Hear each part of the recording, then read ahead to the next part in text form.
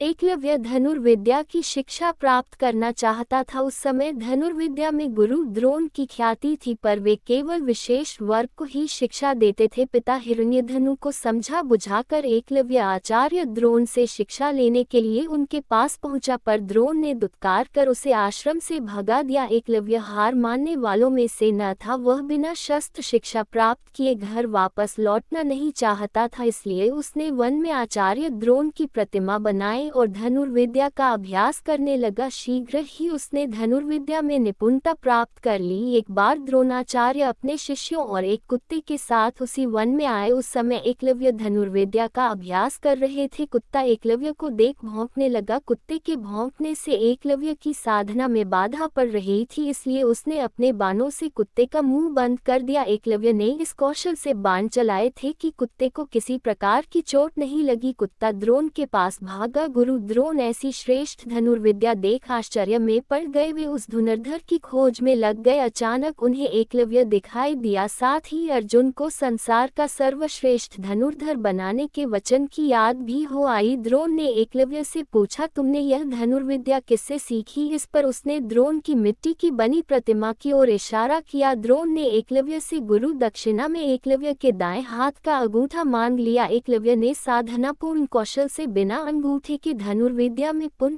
दक्षता प्राप्त कर ली। पिता की मृत्यु के बाद वह श्रृंगबेर राज्य का शासक बना और अपने राज्य की सीमाओं का विस्तार करने लगा। वह जरासंध की सेना की तरफ से मथुरा पर आक्रमण कर कृष्ण की सेना का सफाया करने लगा। सेना में हाहाकार मचने के बाद श्री कृष्ण जब स्वयं उससे लड़ाई करने पहुंचे तो उसे सिर्फ 4 अंगुलियों के सहारे धनुष बाण चलाते हुए देखा तो उन्हें अपनी आंखों पर विश्वास नहीं हुआ। चूंकि वह मानवों के नरसंहार में लगा हुआ था, इसलिए कृष्ण को एकलव्य का संहार करना पड़ा। लगातार अभ्यास से असंभव लगने वाले लक्ष्य को भी प्राप्त किया जा सकता है।